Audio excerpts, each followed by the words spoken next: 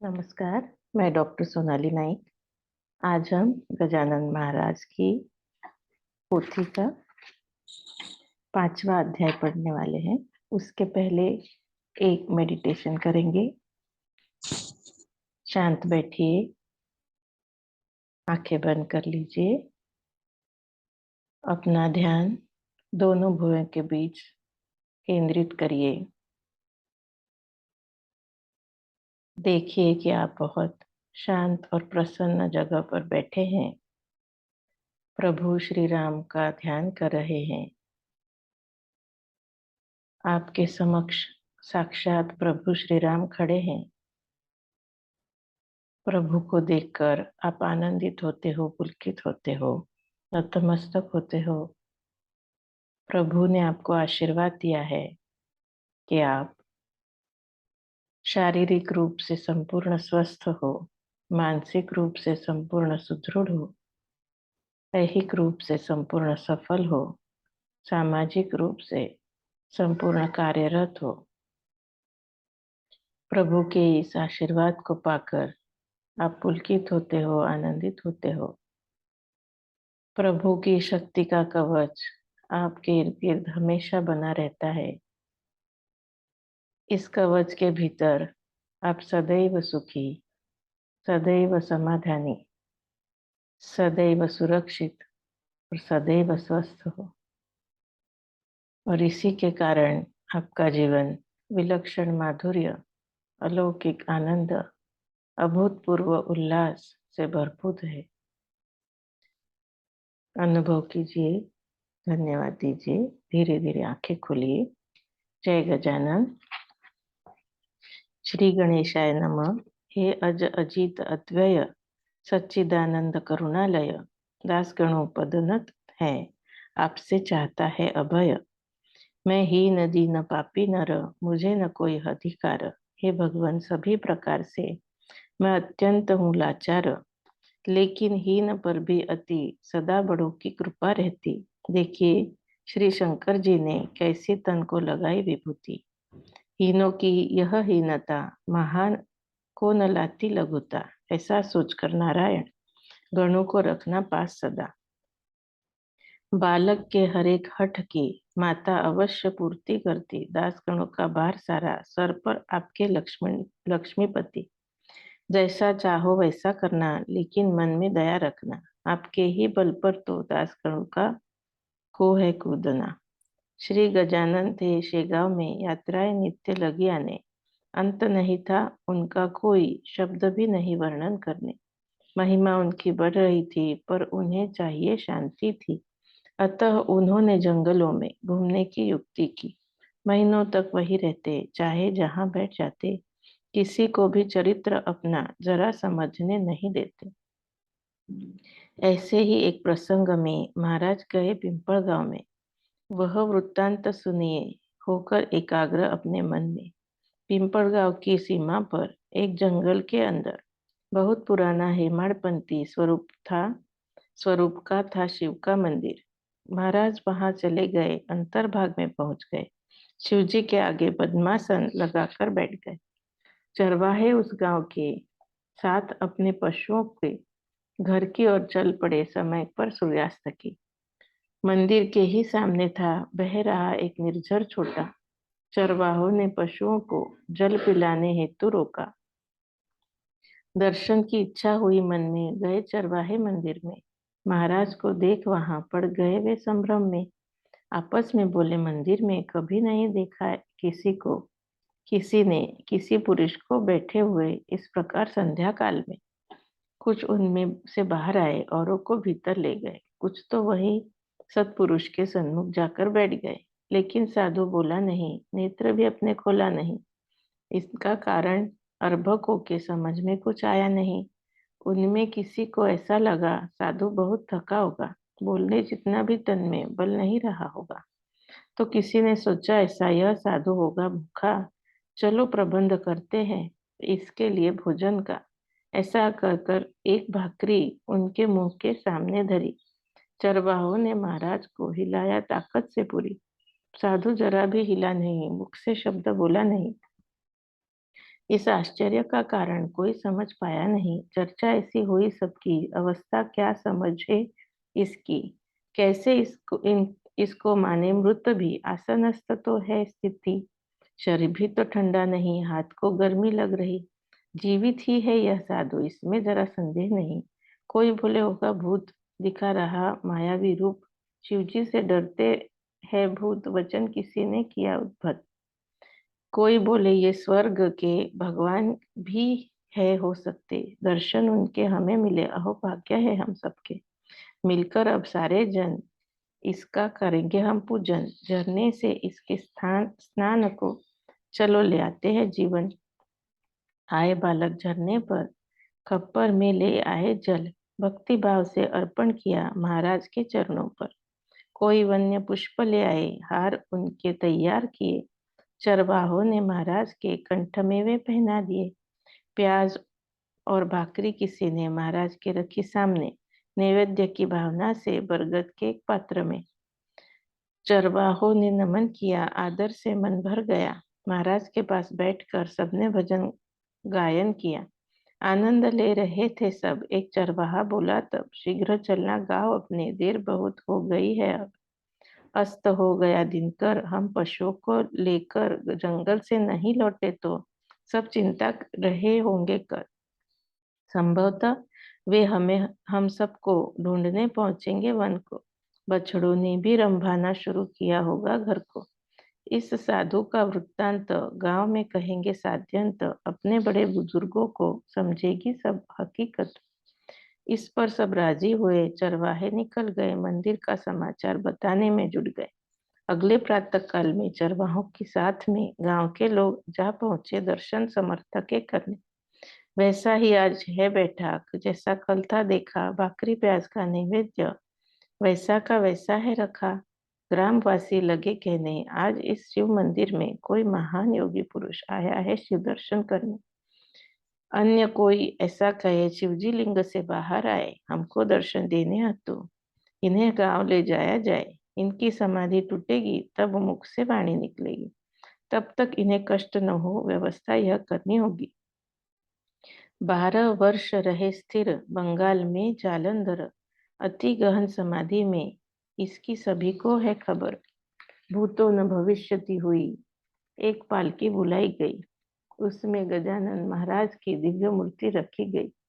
ग्राम के सभी नारी नर चलने लगे साथ होकर। शोभा यात्रा के अग्र में वाद्यों का चल रहा गजर, नाना पुष्प तुलसी दल, लोग चढ़ा रहे गुलाल। इस तरह महाराज का शरीर हो गया लाली लाल। घंटे घड़ियाल बज रहे, लोग भजन कर रहे, जय जय योगीराज मूर्ति उच्च स्वर में बोल रहे। शोभा यात्रा आई गांव में, मारुति के मंदिर में। महाराज को पीढ़े पर एक मिलकर बिठाया सबने। वह दिन भी वैसा ही गया। लोगों ने फिर विचार किया, उपोषित रहकर इसके सम्मुख भजन ही जाए किया।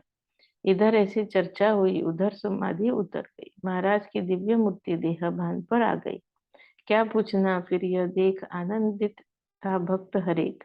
श्री चरणों पर हर कोई माथा अपना रहा था टेक। नैवेद्य सारे आए कितने, थाल परोसे गए कितने। मारुति मंदिर में सबने प्रसाद भी चढ़ाए कितने। महाराज ने किया तत्काल में नैवेद्यों का स्वीकार। गांव भर में फैल गया शीघ्र गति से ये समाचार। अगले मंगलवार को क्रय विक्रय करने को पिंपल गांव वासी पहुंचे शेगांव के बाजार को। वे कहने लगे प्रेम से लोगों को, शेगांव में एक औलिया आया है हमारे पिंपल गांव में।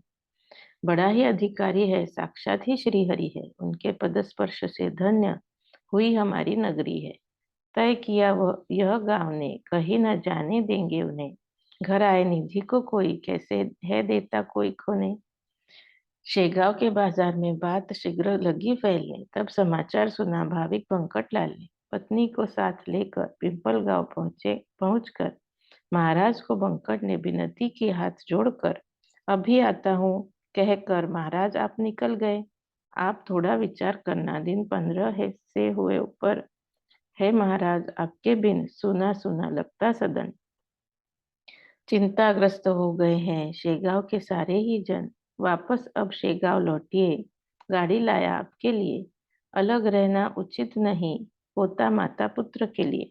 आपके कितने ही भक्त उपोषित होंगे वहां सत्य। गांव में आपके दर्शन का नियम है जिनका नित्य। वापस अगर न लौटे आप, इस तन को मैं दूंगा त्याग। आपके बिन कौन करेगा पूर्ण हमारे मन की बात। वेंकटलाल के कहने पर महाराज बैठे गाड़ी पर, शेगांव को निकल पड़े पिंपलगांव छोड़कर।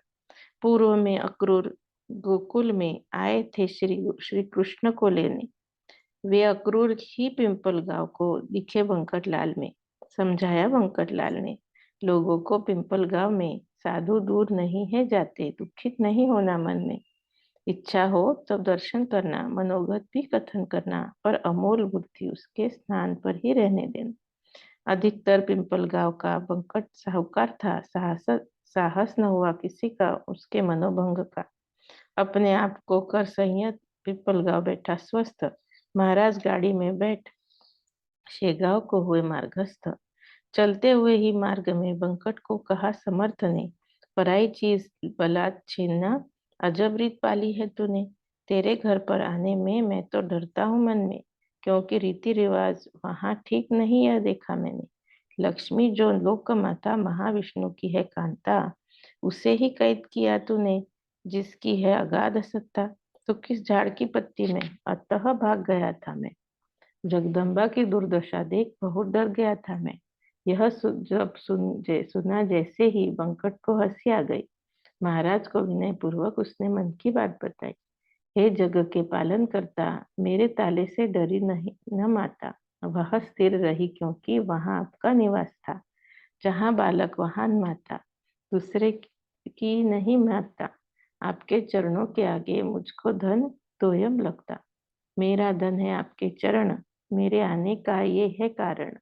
मेरा न बचा अब कोई घर, सर्वस्व आपको किया अर्पण।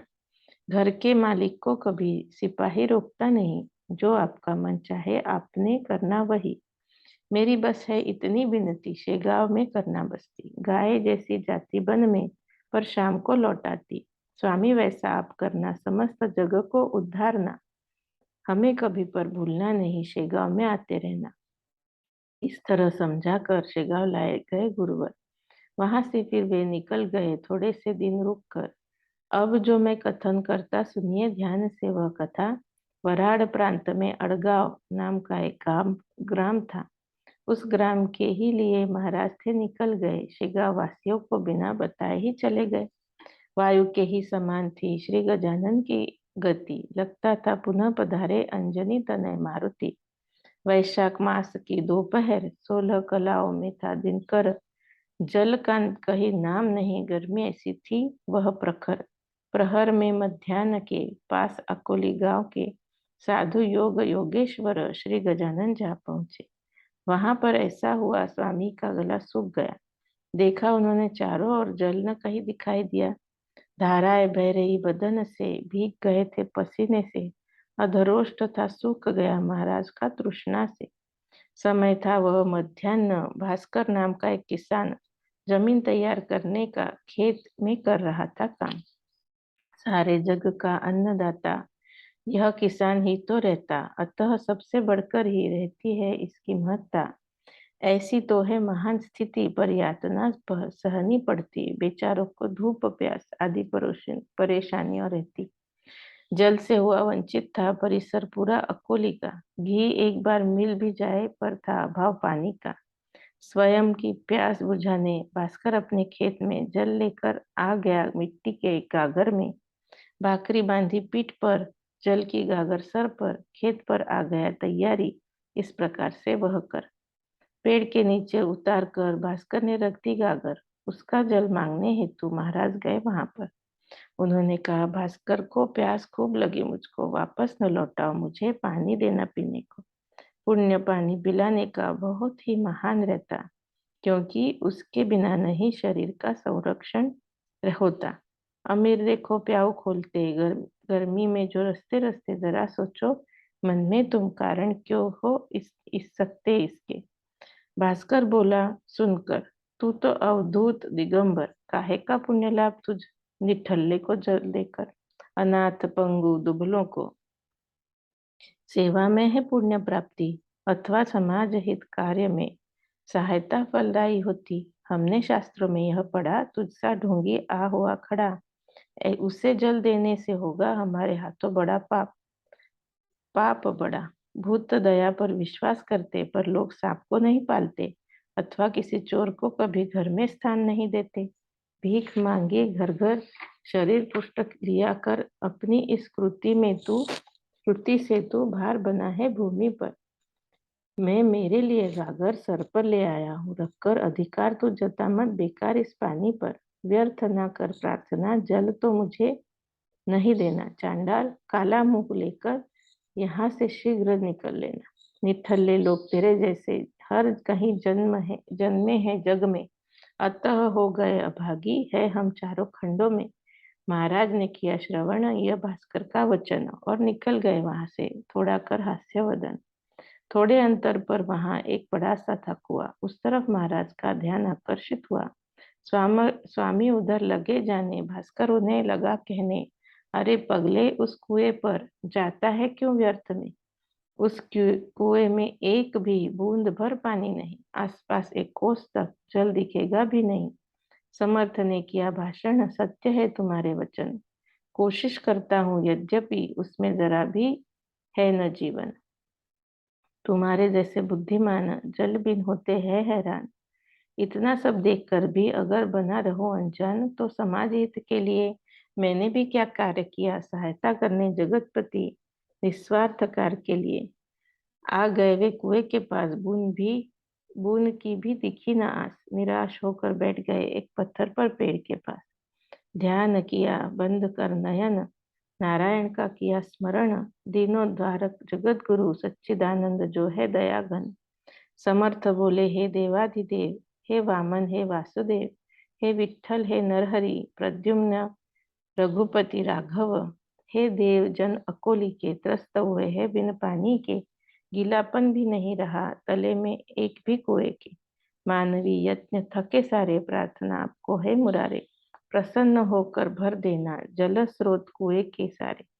आप चमत्कार दिखाते हो, असंभव को संभव करते हो। जलती भट्टी में बिल्ली के बच्चों का रक्षण करते हो। भक्त प्रहलाद के लिए स्तंभ में आप प्रकट हुए। वैश्वानर बन 12 गांव गोकुल में भक्षण किए। हे वासुदेव, हे मुरारी, कर नखाग्र से थामा गिरी। जगत त्रय में कौन कर सके आपकी कृपा की बरोबरी। था दामाजी थानेदार, उसके लिए आप बने महार। पशु ढोए चोखा के, माली के पक्षी लिए संभाल। उपमन्यु को तो बड़ा क्षीर सागर आपने दिया। मारवाड़ में नामदेव जब तृषार्थ था हो गया। किया चमत्कार आपने उस निर्जल प्रांत में, नामा के लिए भर दिया जीवन ही मारवाड़ में। इधर रही थी श्री प्रार्थना कर, उधर कुआ गया भर। झीर फुट पड़े क्षण में, लबालब भर गया जल। ईश्वर की जो हो सहायता, संभव कुछ भी नहीं रहता। असंभव को भी संभव बनाती ईश्वर की सत्ता। उन्होंने जल प्राशन किया, भास्कर ने वह देख लिया। मति उसकी गूंगी हो गई, मन भी भ्रम में पड़ गया। पिछले 12 सालों में जल नहीं था कुएं में, उसको जलमय कर दिया पल भर में इस साधु ने। यह औलिया सचमुच ही साक्षात्कारी है कोई। पागलपन का स्वांग रचता बात समझ में आ गई। खेती का काम छोड़कर भास्कर आया दौड़कर। मुख से स्तवन प्रारंभ किया, चरण उनके पकड़कर। हे नरदेहधारी परमेश्वर, आप दया के हो सागर। अर्भक हूँ मैं आप ही का, कृपा करना बालक पर। आपको पहचान न पाया, जो आया मुंह में बोल दिया। क्षमा कीजिए, अब मुझको पछतावा पूर्ण हो गया। गोपियाँ कहती भला बुरा, नाराज न कृष्ण हुए जरा। आपके बाह्य स्वरूप ने ही मन में था संभ्रम भरा। शक्ति का कर प्रदर्शन किया आपने निराकरण। इस कृति से हुआ आपके देवत्व का आकलन। आप तो हो चमत्कारी, महान हो अधिकारी। जल की कृति से समझ गया मैं आपकी महिमा न्यारी। कुछ भी हो सद्गुरुनाथ, अब न छोड़ू आपका साथ। बालक से मिलने पर माँ नहीं छोड़ती उसका हाथ। आज मुझे यह ज्ञात हो गया, व्यर्थ है यह प्रपंच माया। दुख होगा अपने सा अगर, तो मुझ ही दिन को ठुकराया। महाराज ने समझाया उसको, ऐसे दुखित होते क्यों हो? गांव से गागर ले आने की जरूरत न रही है तुझको। कुएं में इसी कारण निर्मित किया मैंने जीवन, कुछ भी कमी नहीं अब, क्यों वैराग्य का करते भाषण। पानी तुम्हारे लिए आया, खिलाओ अब सुंदर बगिया। भास्कर बोला, मुझे अपने व्यर्थ ही प्रलोभन दिया। मेरा निश्चय रूप कुआ आज तक था सूखा हुआ। हे दयानिधे, उसमें एक भी बूंद भर न पानी रहा। उस कुएं में जीवन लाने कोशिश की है आज आपने। साक्षात्कार की सुरंग लगाई कुएं के पत्थर को तोड़ने। तभी तो यह पत्थर पिघला, सद्भाव का उदक निकला। भक्ति पंथ की अवश्य ही बगिया खिलाएगा यह चेला। वृत्ति रूप मेदिनी में सन्निधि के फलों से लदे आपकी कृपा से मैं वृक्ष लगाऊंगा हे दयानिधि। सत्कर्मों की फुलवारी बनाऊं हर कहीं श्री हरि। क्षण भंगुर यह खेती बाड़ी, इनसे अब रखना है दूरी। ऐसा प्रभाव संत संग का, भक्तों विचार करना इसका। विचारों में परिवर्तन कैसा, पल में हुआ भास्कर का। मुक्ति का है श्रेष्ठ साधन, सच्चे संत पुरुष का दर्शन। ऐसा संत चरण रज में तुकाराम करते हैं वर्णन। यह अभंग पढ़ लेना और मन में विचार करना, निज मुक्ति के लिए उसका अनुभव अवश्य लेना। कुआं भर गया जल से, वृत्त फैला शीघ्रता से। फैलते ही दर्शन को जन आने लगे तब दूर दूर से। भनक लगते ही शहद की उड़कर आती है मधुमक्खी। चींटी कैसी दौड़ आती दिखे जहाँ कनी शक्कर की। यहाँ हुआ वही प्रकार, भीड़ जमा हुई अपार। कुएं का जल चखा सबने, समझ गए श्री का अधिकार। निर्मल शीत मधुर जल, अमृत से भी था रुचकर। महाराज के नाम का चला घोष निरंतर। गए नहीं आड़गांव को, लिए साथ में भास्कर को। श्री गजानन सिद्ध योगी लौट आए शेगांव को। स्वस्ति श्री दास गणु विरचित, श्री गजानन विजय ग्रंथ। संत महिमा ज्ञात करने, संसार को हो आदर्शभूत। शुभम भवतु श्री हरिहरार्पणमस्तु। इति श्री गजानन विजय ग्रंथस्य पंचमोऽध्याय समाप्त।